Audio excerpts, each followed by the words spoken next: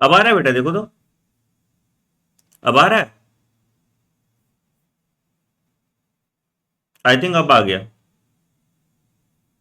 अब आ गया ना?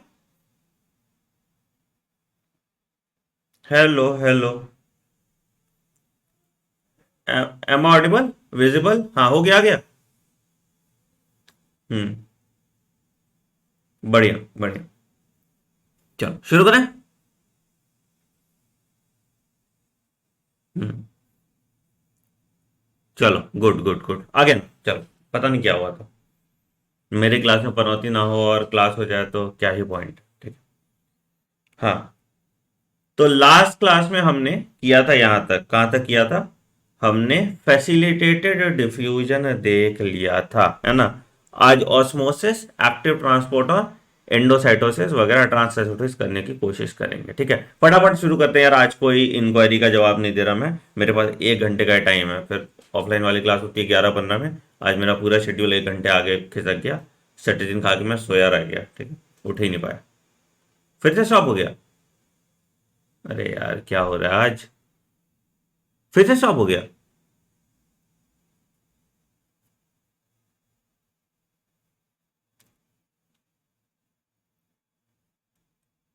ठीक है ना, एक बार हम सब दे दो यार, जल्दी जल्दी, फटाफट बताओ, फटाफट बताओ। ठीक है। और सब लोग टेलीग्राम चैनल ज्वाइन कर लो, ये वाला भाई, t.me/drnext001, ताकि एटलीस्ट पता तो रहे। ठीक है। ठीक। आ रहा है ना? अच्छा, बढ़िया। ठीक। चलो शुरू करें फिर। शुरू कर रहे हैं फिर। तो हम लोग स्टार्ट करने वाले हैं ऑस्मोसिस। ठीक है। ऑस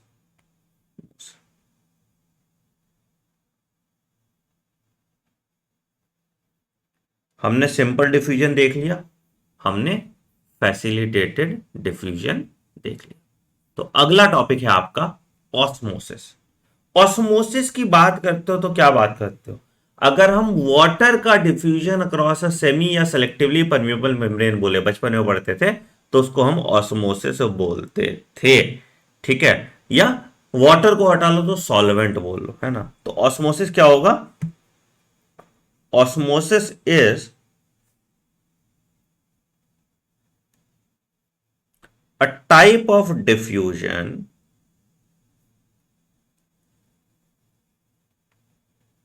in which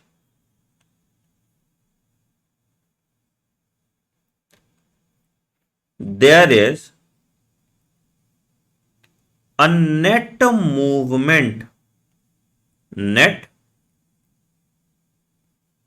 movement of a solvent through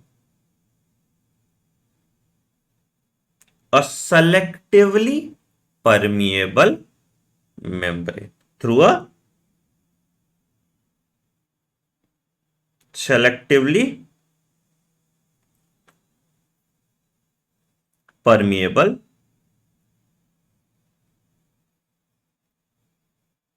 membrane। ठीक। ठीक है, टू अ सेलेक्टिवली परमेबल। ठीक। अच्छा, ये कब होगा? ये भी कब होगा, इसका क्राइटेरिया कब होगा? जब कंसेंट्रेशन ग्रेडियंट हो। कैसा कंसेंट्रेशन ग्रेडियंट होगा? तो दिस मूवमेंट इज, कहां से? Movement is from an area of higher water concentration to an area of क्या? Lower water concentration. अब ध्यान देखना,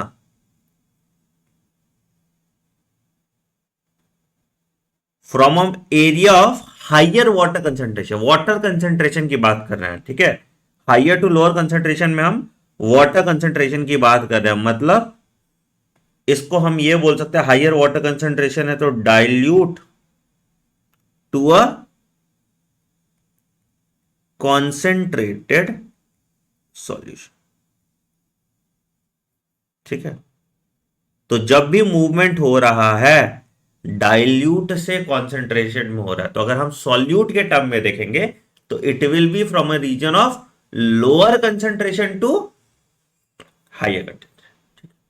अच्छा, अब ऑस्मोसिस में तुम बोलोगे कि सर आप बोल रहे हैं कि osmosis passive diffusion of water है, बट सर वाटर तो पोलर होता है और आप इसमें लिपिड बाइलेयर के थ्रू इसको पास करा रहे हो।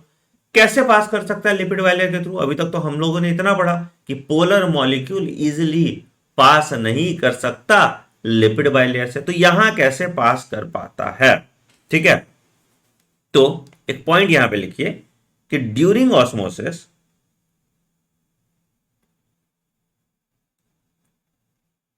ऑस्मोसिस क्या होता है? Movement of water, movement of water occurs by two ways। कौन कौन सा दूसरा वे है भाई? पहला जो हमने ऑलरेडी पढ़ा, पैसिव ट्रांसपोर्ट में आपने देखा था ना कि वाटर क्या करता था, थोड़ा थोड़ा जो जगह मिलता था उसके through some amount of water is passed, है ना?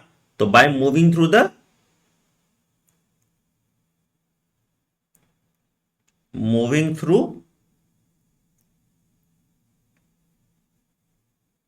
The lipid bilayer via simple diffusion, gap में जाता था और इससे पानी का मॉलिक्यूल पास कर जाता था। और दूसरा क्या था? By the help of aquaporins. आपने ये टर्म पहले पढ़ा होता अगर आपके पुराने एनसीईआरटी में रहता तो, नए एनसीईआरटी में ये टर्म बहुत बच्चों ने नहीं पढ़ा होगा, ठीक है? By moving through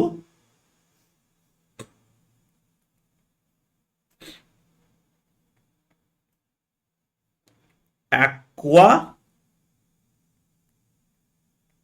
porins. क्या होता है एक्वा? तो aquaporins are a type of integral protein जो वाटर चैनल बनाता है, जो वाटर चैनल बनाता है। तो it is integral protein that function as water channel. तो एक्वापोरिन के कारण ही ऑस्मोसिस हो पा रहा है, नहीं तो ऑस्मोसिस नहीं होता। एक्वापोरिन के कारण ही ऑस्मोसिस हो पा रहा है, नहीं तो ऑस्मोसिस नहीं होता। क्लियर है? क्लियर है?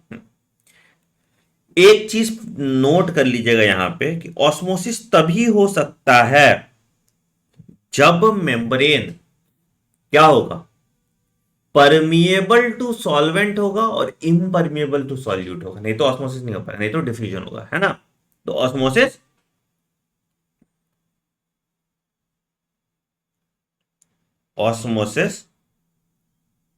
Can only occur when a membrane is क्या? permeable to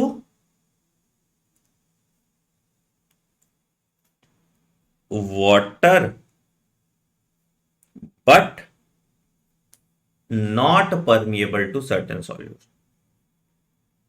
कौन सा सॉल्यूट होगा? पोलर सॉल्यूट है ना, नॉट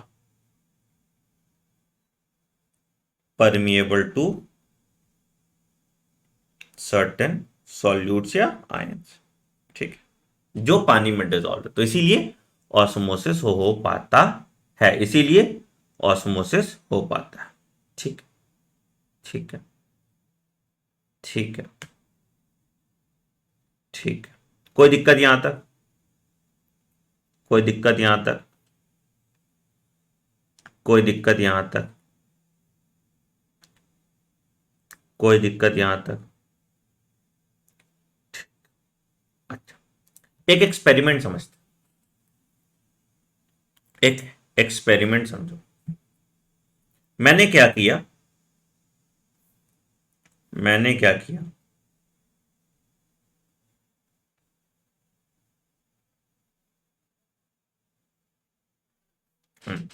क्या किया मैंने, मैंने एक यू शेप्ड टेस्ट ट्यूब लिया। ठीक है, let's say,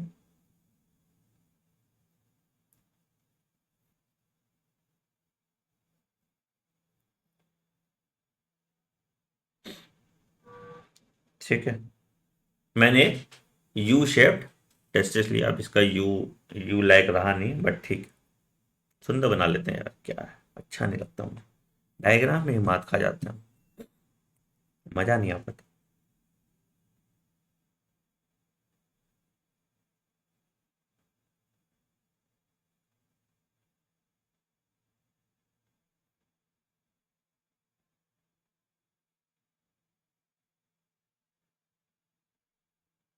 थोड़ा थिकनेस ही बराबर होगा इसका। ठीक है, तुम लोग बाद में कुछ नया इन्फर नहीं कर लो।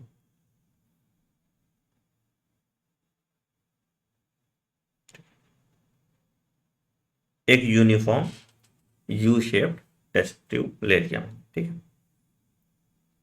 इन दोनों के बीच में यहां पे मैंने सेमी परमिएबल या सेलेक्टिवली परमिएबल मेम्ब्रेन डाल दिया। ठीक है, तुम कंफ्यूज हो गए तो इसलिए सेलेक्टिवली परमिएबल मेम्ब्रेन लिख लो।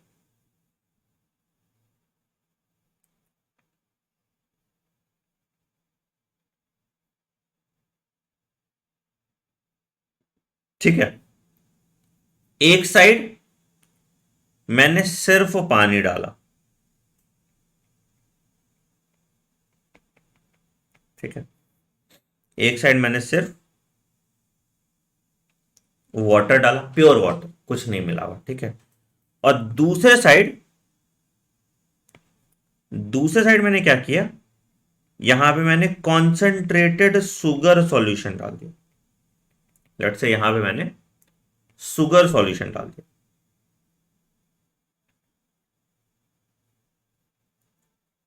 तो दोनों चीज आपको दिखेगा, मतलब यहां पे वाटर प्लस सॉल्यूट मॉलिक्यूल है ना, है ना। इस साइड को मैं ए बोल देता हूं, इस साइड को मैं बोल देता हूं। तो क्या होगा, तो इवेंचुअली क्या होगा, तो इवेंचुअली ये होगा कि ये कौन सा कॉन्सेंट्रेशन है, ये है तुम्हारा higher concentration of water.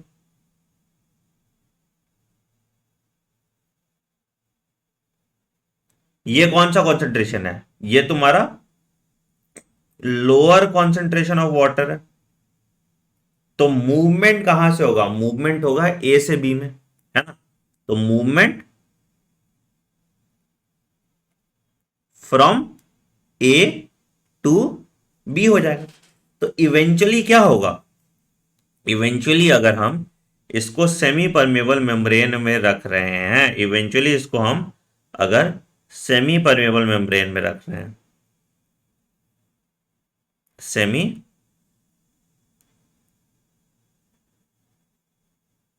Permeable membrane रख रहे हैं, तो टेक्निकली इन दोनों का लेवल जो अभी बराबर था, ये बराबर नहीं रहेगा। तो ये क्या हो जाएगा, धीरे धीरे धीरे धीरे धीरे धीरे एक पॉइंट ऑफ टाइम के बाद जो पानी का लेवल है वो कम हो जाएगा, और यहां पे जो कॉन्सेंट्रेटेड शुगर सॉल्यूशन का लेवल था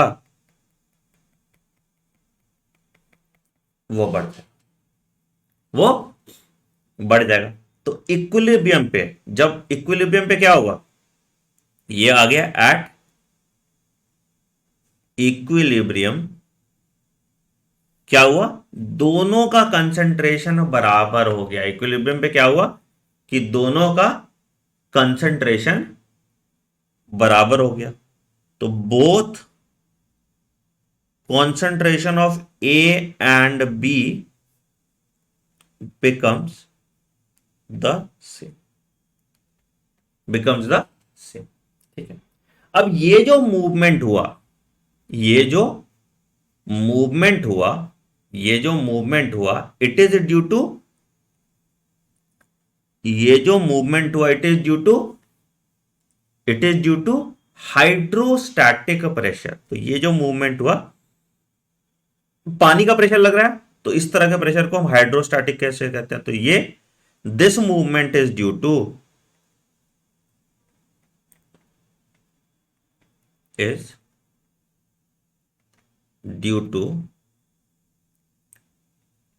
हाइड्रोस्टैटिक प्रेशर। ठीक है, यहां तक तो किसी को कोई दिक्कत नहीं होना चाहिए। This movement is due to hydrostatic pressure. अब इसी को वापस, अब यहां जो ये वाटर का लेवल ऊपर है, इसको मुझे वापस नॉर्मल पोजीशन पे लाना है, पहले वाले पोजीशन में लाना। तो मुझे क्या होगा, यहां पे प्रेशर लगाना पड़ेगा, यहां पे प्रेशर लगाना पड़ेगा। जिन बच्चों ने पुरानी एनसीईआरटी पढ़ा है, उन्होंने एक टर्म देखा था ऑस्मोटिक प्रेशर के नाम से। जिन बच्चों ने पुरानी एनसीईआरटी पढ़ी, उन्होंने एक टर्म देखा होगा ऑस्मोटिक प्रेशर के नाम से। कितने बच्चे वाकिफ हैं इस ऑस्मोटिक प्रेशर टर्म से?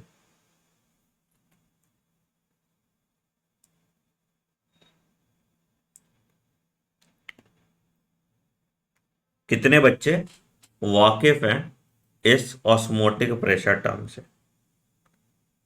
ये मान लो सेप्टिव। ठीक है, तो हम क्या करेंगे, हम यहां पे प्रेशर लगाएंगे। ये प्रेशर क्या होगा, ये प्रेशर बराबर होगा, ये प्रेशर बराबर होगा किस प्रेशर के, ये प्रेशर बराबर होगा equal to the hydrostatic pressure. तो यहां पे हम प्रेशर लगाए, अप्लाइड प्रेशर लगाए, जिससे ये दोनों बराबर लेवल पे आ गया। तो इस प्रेशर को जो हम कहते हैं, इसको हम कहते हैं ऑस्मोटिक,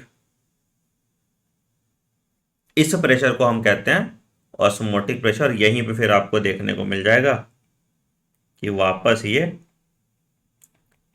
पहले वाले पोजीशन पे, जैसे ही ये प्रेशर हटाओगे, ये फिर से ऑस्मोसिस करेगा। जैसे ही प्रेशर हटाओगे, ये फिर से क्या करेगा, ऑस्मोसिस करेगा। तो ये इसको हम कहते हैं applied pressure, that is osmotic pressure. तो ऑस्मोटिक प्रेशर का अगर हम डेफिनेशन लिखें, तो हम क्या लिखेंगे ऑस्मोटिक प्रेशर का definition? It is the excessive pressure that is required to to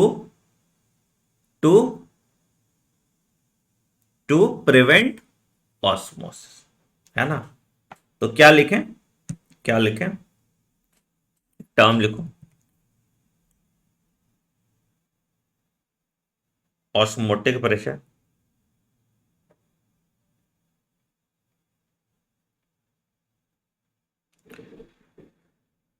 the excessive pressure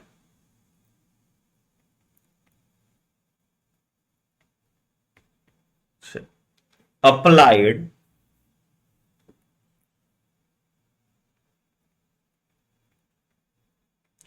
to a solution to prevent it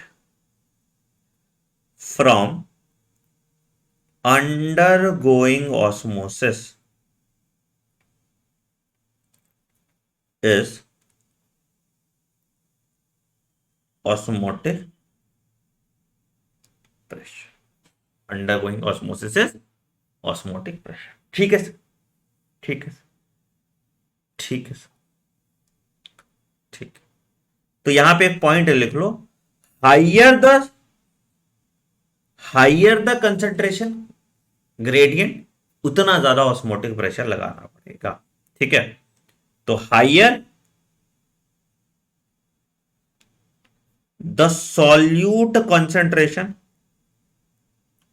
the higher is the solution's osmotic pressure. The higher is the solution's osmotic, समझ में? जितना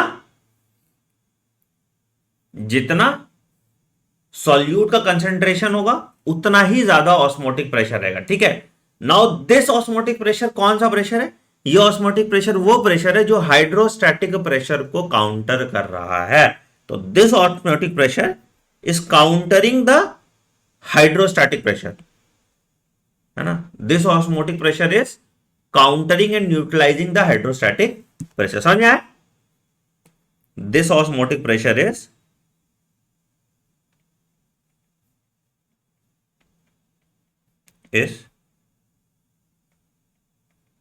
countering the hydrostatic pressure, ठीक है sir. It is countering the hydrostatic pressure. समझ में आया? बड़े अगर हम pressure greater than osmotic pressure apply करते हैं तो क्या होगा? अगर हम pressure greater than osmotic pressure apply करते हैं तो क्या हो जाएगा? If a pressure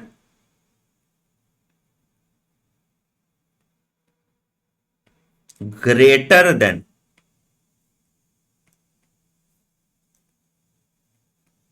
osmotic pressure is applied to a solution, तो क्या होगा? क्या होगा? एक्सपल्शन ऑफ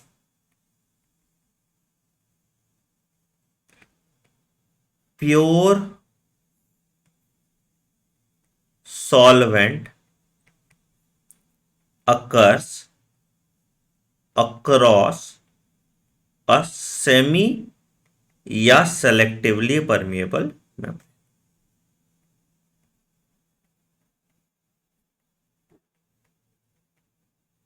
permeable membrane क्या कहते हैं इस फिनोमेना को? This phenomena is called reverse osmosis. बिल्कुल सही बात। This phenomena is called reverse osmosis. This phenomena is called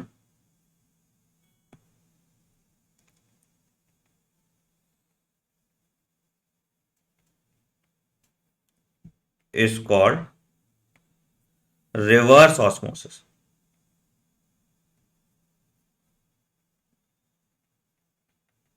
ठीक है सर, क्लियर है?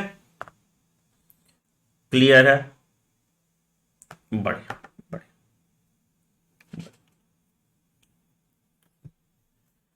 ठीक ठीक।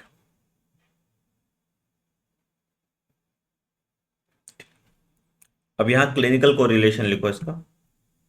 नॉर्मली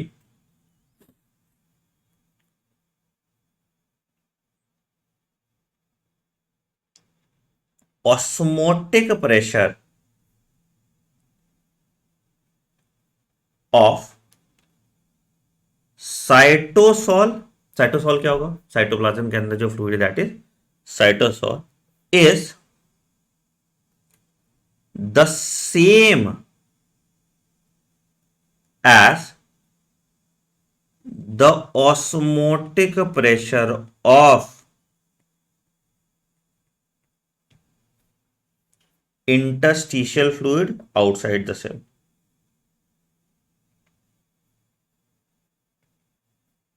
है या नहीं?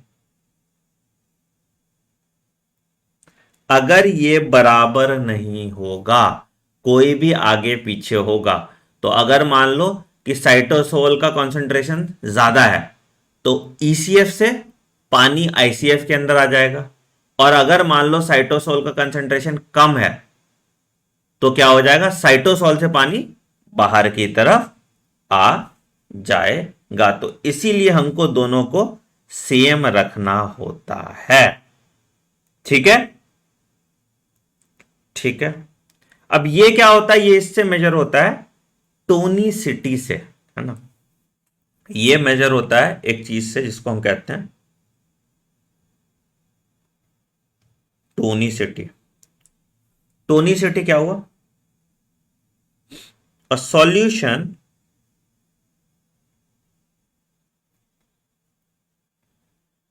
tonicity is a measure of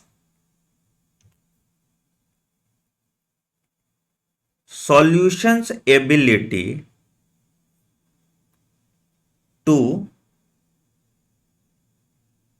change the volume of cell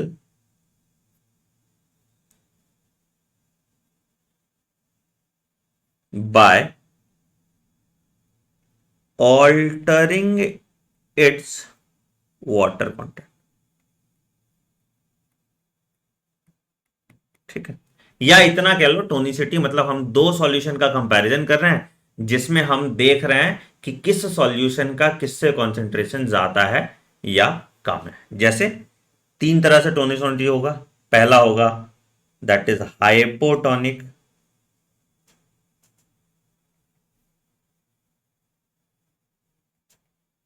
क्या होगा, लेस कॉन्सेंट्रेटेड अगर है ना, लेस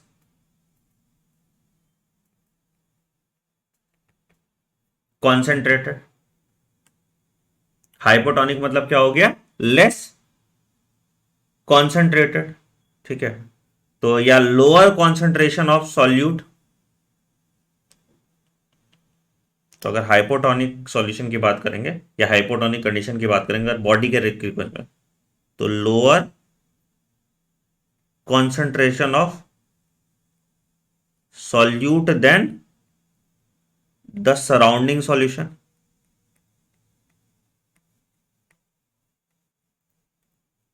ठीक, अगर हम हाइपरटोनिक सॉल्यूशन की बात करेंगे तो इस केस में क्या होगा, हायर कॉन्सेंट्रेशन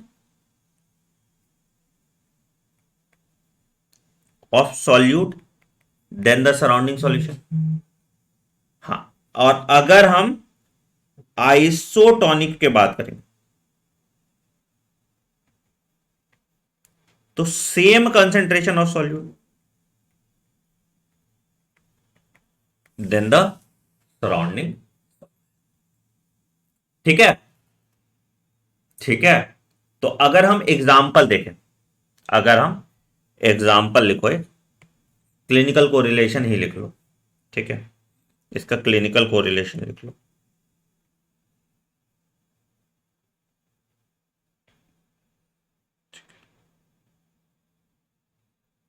ठीक है, मान लेते हैं हम आरबीसी का स्ट्रक्चर ले लेते हैं। ठीक है, ठीक है, तो आरबीसी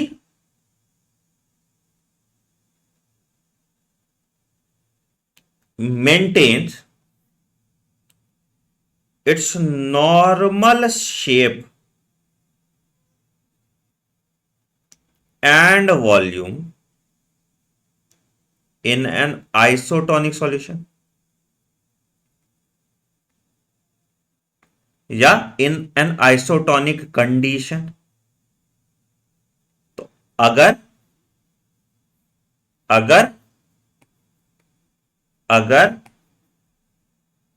आरबीसी को हमने प्लेस कर दिया आइसोटोनिक सॉल्यूशन में, तो क्या आरबीसी के शेप में कोई चेंज आएगा? नहीं, कोई चेंज नहीं आएगा, क्योंकि दोनों साइड जो कॉन्सेंट्रेशन है वो बराबर है ना। तो the concentration of solute that can't cross the membrane are same on both side। ठीक, तो इसीलिए नॉर्मल शेप मेंटेन करके रखता है। ठीक है, अच्छा अच्छा, एक चीज बताओ, एक चीज आप सबने देखा होगा, एक चीज आप सबने देखा होगा, आप बोलते हो ना सलाइन चढ़ता है ना, आप कहते होगे सलाइन सॉल्यूशन चढ़ता है। कोई भी आदमी डिहाइड्रेट करता है तो सब बोलते हैं पानी चढ़ रहा है, पानी चढ़ रहा है, पानी चढ़ रहा है ना। आपने एक चीज देखा होगा। ठीक है, तो सलाइन सॉल्यूशन क्या होता है, क्यों हम सलाइन सॉल्यूशन चढ़ते हैं? मान लो कि तुम्हें सीवियर डिहाइड्रेशन हो गया,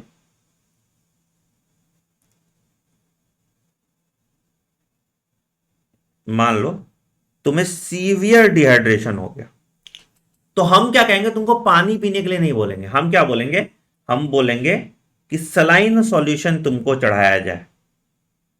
कुछ खास बात होती है इस सलाइन सॉल्यूशन की, ये जो सलाइन सॉल्यूशन होता है ये 0.9% NaCl सॉल्यूशन होता है। मतलब 100 ml वाटर में 0.9 ग्राम नमक मिला के दिया जाता है। ठीक है, और इसी को हम कहते हैं नॉर्मल फिजियोलॉजिकल सलाइन सॉल्यूशन। तुम अगर इससे ज्यादा कॉन्सेंट्रेशन का नमक का पानी पियोगे तो भी तुम्हारा एक्सोस्मोसिस हो जाएगा। ठीक है, इससे कम कॉन्सेंट्रेशन का पियोगे तो तुम्हारा एंडोस्मोसिस हो जाएगा। ठीक है, तो सलाइन सॉल्यूशन जो है ये 0.9% होता है, और ये क्या होता है, it is isotonic for, it is isotonic to RBC concentration. तो इसीलिए इसीलिए जब डिहाइड्रेशन होता है तो हम क्या करते हैं, हम क्या करते हैं, हम क्या करते हैं, यही डालते हैं। ठीक है, तो क्या होता है कि जब जब तो व्हेन आरबीसी इज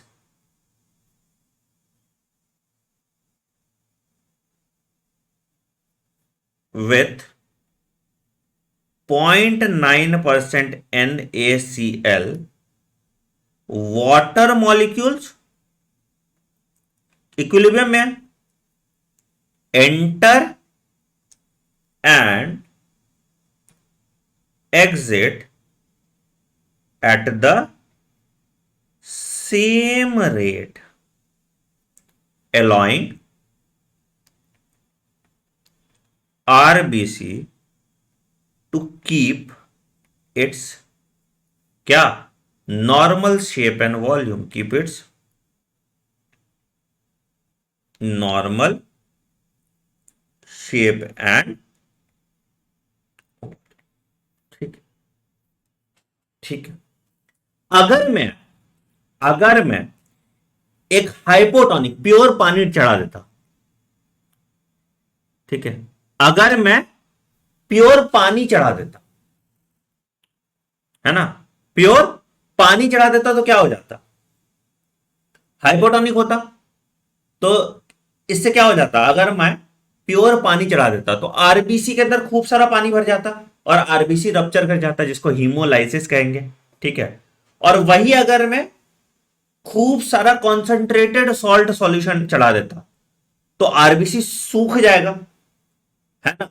तो उस केस में क्या हो जाएगा, उस केस में क्या हो जाएगा, उस केस में हम देखेंगे कि आरबीसी श्रिंक कर गया, उस प्रोसेस को हम बोलते हैं क्रीनेशन। ठीक है, तो अगर क्या होता तो यहां पे है कि it keeps in normal shape. ठीक है, इन केस ऑफ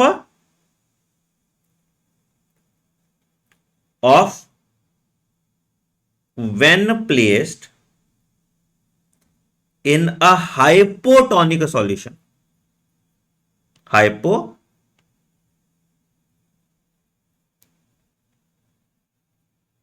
क्या हो जाएगा, RBC will burst causing haemolysis, तो रप्चर ऑफ आरबीसी विल अकर,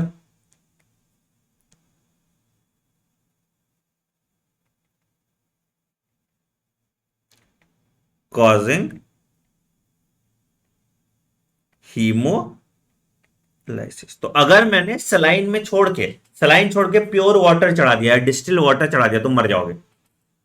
अगर मैंने सलाइन रिप्लेस करके डिस्टिल वाटर तुमको चढ़ा दिया तुम मर जाओगे, तुम्हारा आरबीसी रप्चर कर जाएगा, वेन में ही डालना है ना, तो इसीलिए। ठीक है, अच्छा, अगर मैं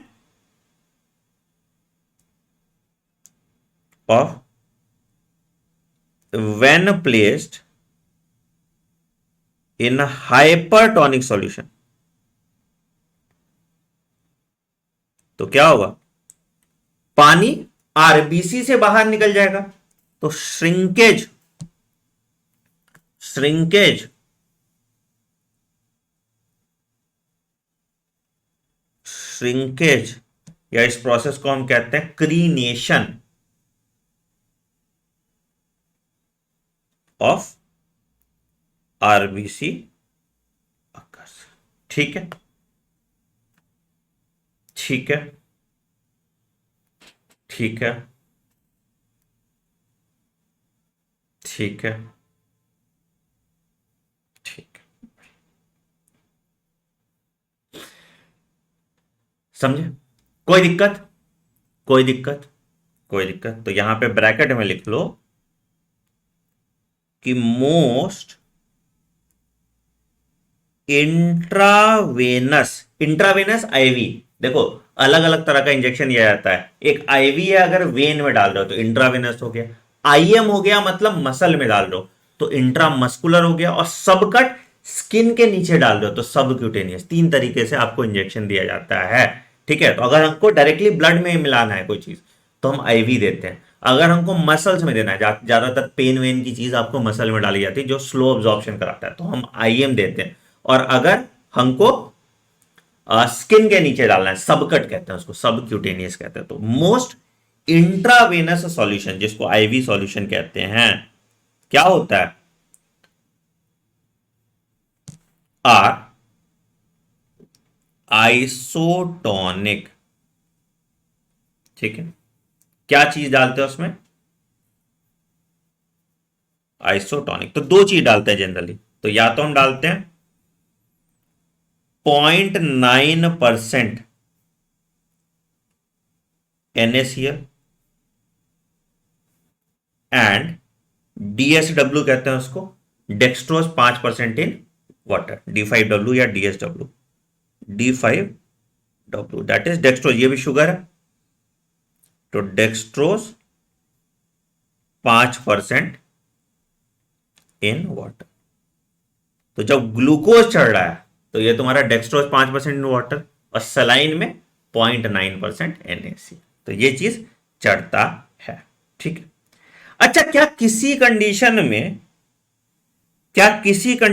हम हाइपरटोनिक सॉल्यूशन देंगे? क्या किसी कंडीशन में हम हाइपरटोनिक सॉल्यूशन देंगे?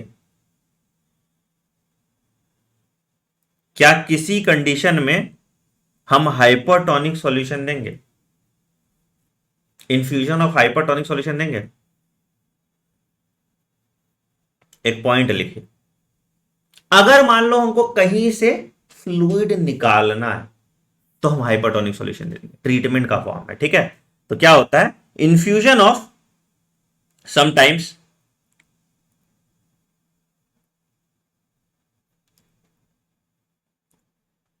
infusion of a hypertonic solution such as mannitol is useful to treat patients, किस केस में, जहां पे फ्लूइड बाहर निकल गया, एडिमा है। ठीक है, हाँ, तो ट्रीट पेशेंट्स कब, treat patients who have cerebral oedema, तो इस केस में क्या होता है? ठीक है, that is excess interstitial fluid in brain. तो इस केस में क्या होगा, ये जो एक्सेस फ्लूइड है ये बाहर निकल जाएगा, ये एक्सेस फ्लूइड है ये बाहर निकल जाएगा, तो इस केस में हम हाइपरटोनिक सॉल्यूशन यूज करते हैं, इस केस में हम हाइपरटोनिक सॉल्यूशन यूज करते हैं। ठीक है, समझ में आया सर?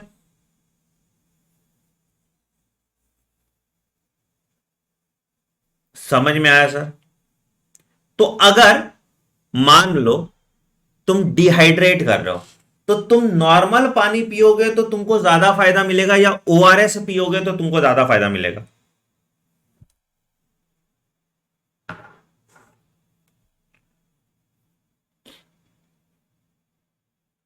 बताओ।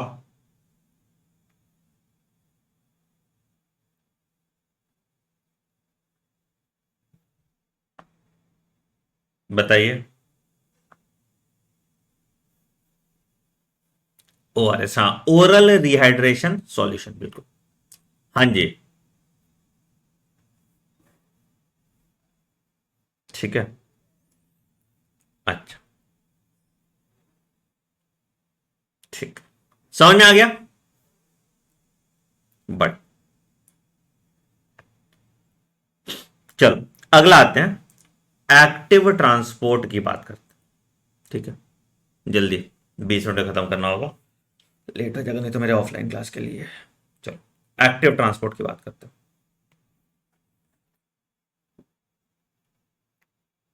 हम्म, अगला टॉपिक लिखो।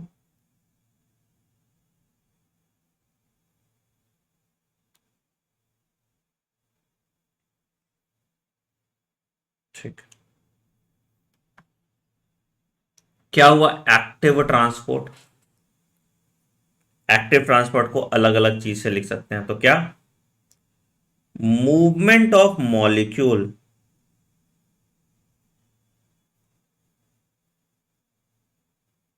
Against the concentration gradient, against the concentration gradient, against the concentration gradient मतलब अपहिल ट्रांसपोर्ट कहते हैं। ठीक है। हाँ, ठीक है। तो movement of molecule against the concentration gradient bye expenditure of क्या, एटीपी या एनर्जी, इज कॉल्ड एक्टिव। ठीक। ठीक है। ठीक है। ठीक है। ठीक है। दो तरह का एक्टिव ट्रांसपोर्ट आपको दिखेगा।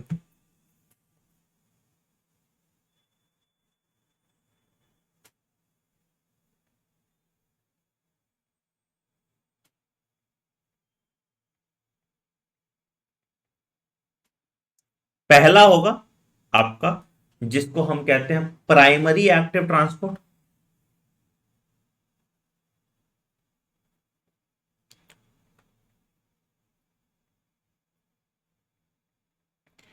एंड दूसरा आपका जो होगा that is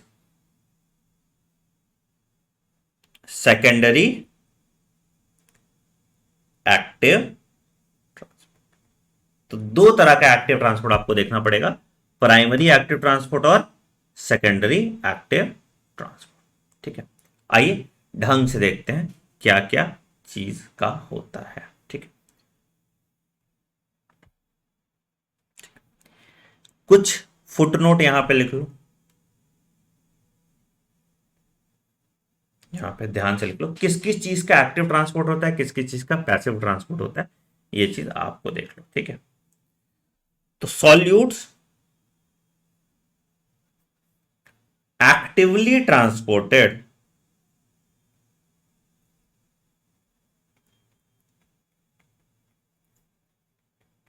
across plasma membrane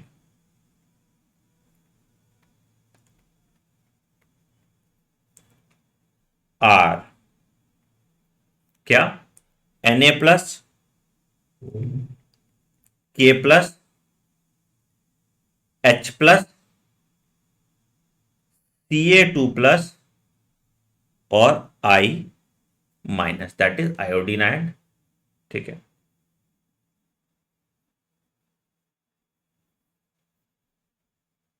Cl- and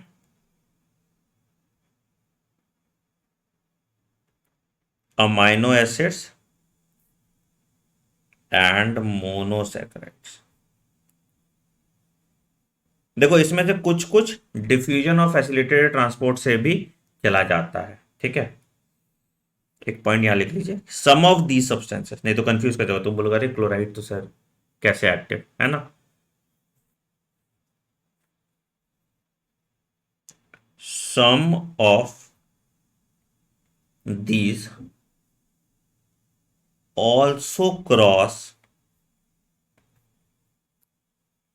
the membrane via facilitated diffusion, ठीक है। ठीक है, हाँ, कोई दिक्कत यहां तक। तो ये तुम्हारा, अब आओ प्राइमरी एक्टिव ट्रांसपोर्ट देखते हैं।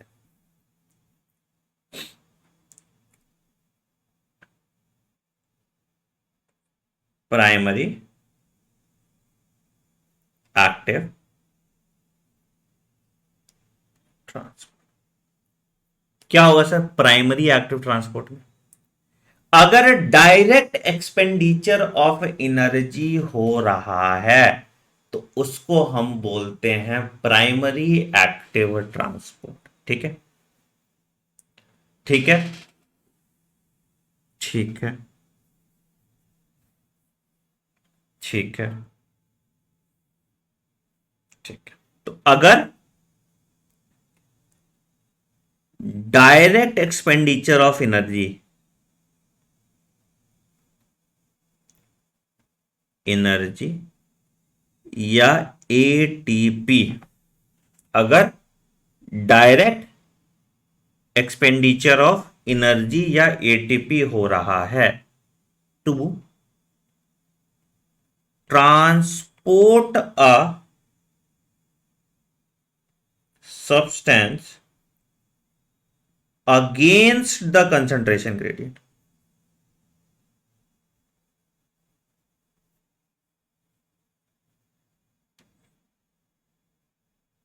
तो इसको हम कहते हैं प्राइमरी, इसको हम कहते हैं प्राइमरी एक्टिव ट्रांसपोर्ट, ठीक है।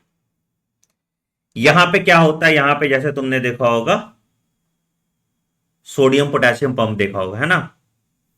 एग्जाम्पल इसका हो जाएगा Na+ K+ पंप, ठीक।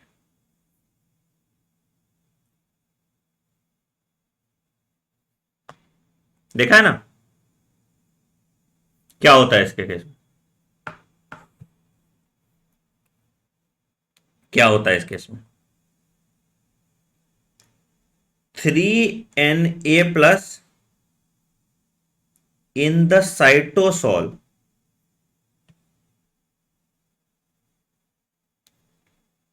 binds to pump protein,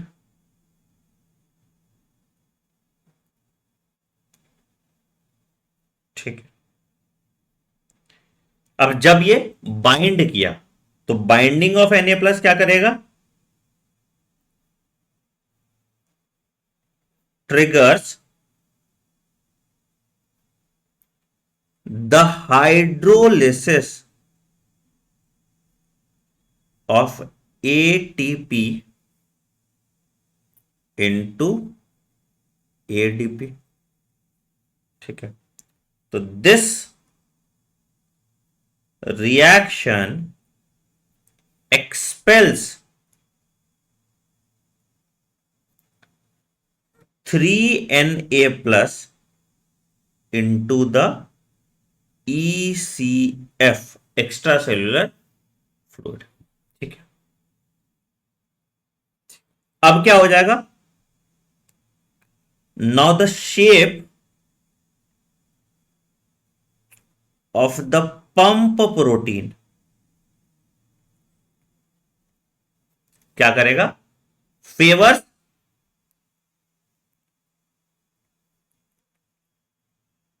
binding of 2K+ in the ECF extra cellular fluid. ठीक, तो इससे क्या होगा, the binding of K plus, binding of K plus triggers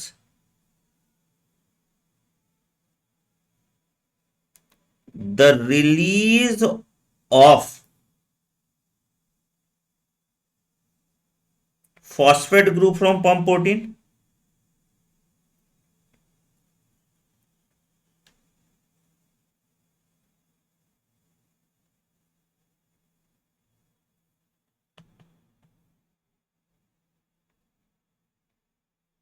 ठीक है, which changes the shape of pump protein, which changes the shape of pump protein। ठीक है, which changes the shape of pump protein। ठीक है, तो अब क्या होगा कि as the pump reverts to its original shape, क्या होगा, it releases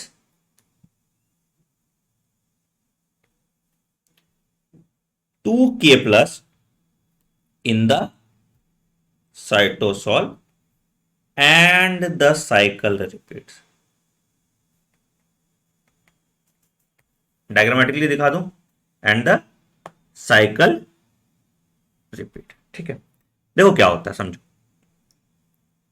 देखो क्या होता है। आपने पढ़ा था कि मान लो ये तुम्हारा लिपिड बाइलेयर है, ये तुम्हारा क्या है, लिपिड बाइलेयर है। ठीक है, इसके बाहर जो फ्लूइड हो गया that is ECF extra cellular fluid, इसके अंदर जो फ्लूइड हो गया ये ICF है इंट्रासेलुलर फ्लूइड, या साइटोसॉल कर लो। ठीक है, ठीक है, ठीक है, तो क्या हो रहा है, पहला तो नॉर्मली, नॉर्मली ध्यान से सुनो, पहले पहले ध्यान से सुनो, फिर मैं तुमको अच्छे से समझाऊं, ध्यान से सुनो, फिर अच्छे से समझाऊंगा तो तुमको ज्यादा अच्छे से पता चल जाएगा। ठीक है, ध्यान से सुनना मेरी बात। तो नॉर्मली क्या हो रहा है, नॉर्मली कुछ Na+ यहां से डिफ्यूज कर जा रहा है। ठीक है, और K+ यहां से डिफ्यूज कर जा रहा है, ये नॉर्मली होते जा रहा है। क्यों, अक्रॉस है इलेक्ट्रोकेमिकल ग्रेडियंट, ये आराम से हो रहा है, इसको इग्नोर मार देते हैं। ठीक है, ये चेंज कर रहा है और कोशिश कर रहा है इक्विलिब्रियम में आने के लिए। ठीक है, अब होता क्या है कि by the help of sodium potassium pump, तो क्या हुआ, अंदर की तरफ सबसे पहला अगर मान लो कि मैंने एक मॉलिक्यूल का स्ट्रक्चर बनाया, जैसे मान लो कि मैंने एक ऐसे ये बनाया मेरा, दैट इज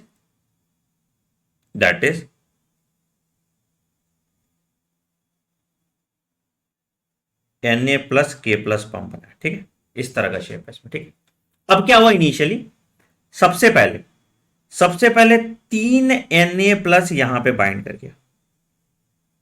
ठीक, अब इस 3Na+ को अगर मुझे बाहर की तरफ एक्सपेल करना है तो हमको क्या करना पड़ेगा, इसका शेप बदलना पड़ेगा। तो ये मान लो कि 3Na+ यहां पे मेरे साथ बाइंड कर गया, तो अब हमको इसका शेप घुमाना होगा, तभी ये एक्सपेल होगा ECF में। तो हम क्या करेंगे, हम इसमें लगाएंगे, शेप चेंज करने के लिए हम इसमें लगाएंगे ATP, और ये ATP in presence of ATPase enzyme convert हो जाएगा ADP और इनऑर्गेनिक फॉस्फेट।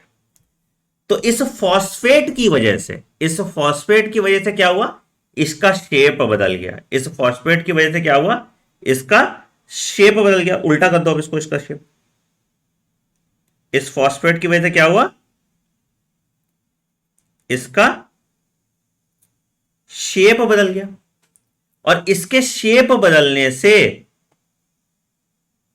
3Na+ एक्सपेल हो गया, 3 Na+ इज एक्सपेल्ड कहां पे? In the ECF। 3Na+ is expelled in the ECF। अब इसी शेप के कारण, अब ये जो नया शेप बना, इस शेप के कारण क्या हो जाएगा? इस शेप के कारण क्या हो जाएगा? मेरा K+ आयन जाके बाइंड कर जाएगा। अरे, इसी शेप के कारण मेरा क्या हुआ कि जो मेरा K+ आयन था, 2 K+ ion, 2 K+ ion bind कर गया। ठीक है, अब इसने क्या किया? जो फॉस्फेट लिया था, इसने शेप कैसे बदला था? इसने शेप ऐसे बदला था कि फॉस्फेट लिया था, अब इसने अपना फॉस्फेट दे दिया। अब इसने अपना फॉस्फेट दे दिया, तो फॉस्फेट दे दिया तो क्या होगा? इसका शेप वापस से फिर से सेम हो जाएगा। इसका शेप क्या हो जाएगा? वापस से फिर से सेम ऐसा हो जाएगा। हाँ या नहीं? इसने फॉस्फेट दे दिया तो इसका शेप वापस से फिर से सेम हो जाएगा। और क्या हो जाएगा मेरे पास? मेरे पास 2K+ इन ICF आ जाए। समझ में आया बालक? समझ में आया? समझ में आया है ना? तो ये तुम्हारा है 3Na+ 2K+ sodium potassium pump, जिसको क्लियर है सबको? हाँ या नहीं? क्लियर है सबको? हाँ या नहीं?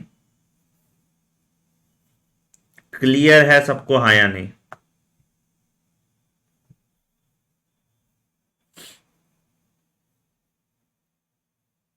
ठीक,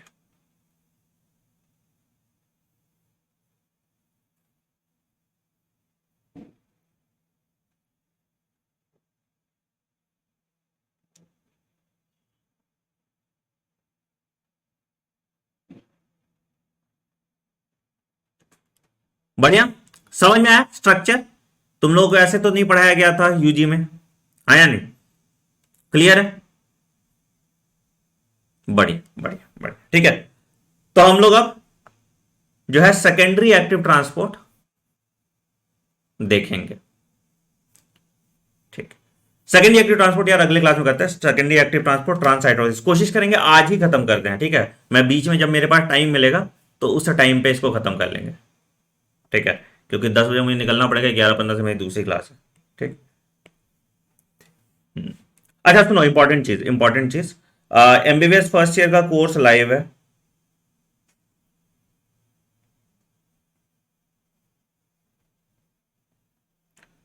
तुम लोगों को ये कोर्स 9999 में नहीं खरीदना। जैसा मैंने तुमसे प्रॉमिस किया था, तुम लोगों ने 7,000 बोला था प्राइस रखने के लिए, मैंने 6,000 प्राइस रख दिया। तुम क्या करोगे? 9999 पे freedom FREEDOM 40 coupon code use करोगे, ठीक है, और तुमको मिल जाएगा ये 5,999 का। जो बच्चे इस बैच के सिर्फ वही ये कूपन कोड लगा पाएंगे, ठीक है, तो यहां पे मिलेगा, ठीक है। हाँ हाँ, भेज देता हूँ, ठीक है, नोट्स आज भेज दूंगा। कोशिश करेंगे आज ही हम ये क्लास खत्म कर लें। हाँ ठीक है, आज ही हम ये क्लास खत्म कर लें, यहाँ वाला जो ट्रांसहाइड्रोलिसिस है। 1 घंटे की और क्लास कहीं बीच में ले लेंगे, ठीक है। मैं तुम्हें टेलीग्राम पे अपडेट कर दूंगा। टेलीग्राम चैनल सब लोग ज्वाइन कर लो, t.me/drnext001। फटाफट हम लोग को सिलेबस खत्म करना है, ठीक है। अच्छा, आप क्या कर रहे हैं, एक और चीज कि टिश्यू लेवल ऑफ ऑर्गेनाइजेशन है ना, अभी तक तो तुम लोग बहुत बेसिक से पढ़ रहे थे, तो अब नोट्स में लिख लिख लगा होता तुम्हारा। अब मैं क्या थोड़ा पार्ट पहले से लिख के ले आऊंगा तो तुम्हारा टाइम कम लगेगा। जैसे अभी हम लोग बहुत थ्योरी लिखते हैं, ठीक है, तो बहुत थ्योरी वाला पार्ट मैं पहले से लिख के ले आऊंगा तो तुम्हारा टाइम कम लगेगा, ठीक है। हाँ बेटा, ये बैच का ही पार्ट है, तुम समझो। जो चीज मैं ये सब तुमको अभी यहां पे पढ़ा रहा हूं ना, वहां पे ये फिर से थोड़ी पढ़ाऊंगा। तो ये सब चीज तुम फिजियोलॉजी में पढ़ते हो, है ना, तो ये बैच का ही पार्ट है, ठीक है, टेंशन मत लीजिए। ठीक, ये वाला एमबीबीएस फर्स्ट ईयर वाला कोर्स खरीद लेना बेटा। हम सिर्फ 1,000 इनरोलमेंट लेंगे एमबीबीएस फर्स्ट ईयर कोर्स में, क्योंकि सबके डाउट आएंगे, कचरा हो जाएगा बैच का। ये यूजी के बैच की तरह तो हो नहीं सकता, है ना, तो इसको फटाफट ले लेना, ठीक है। ठीक,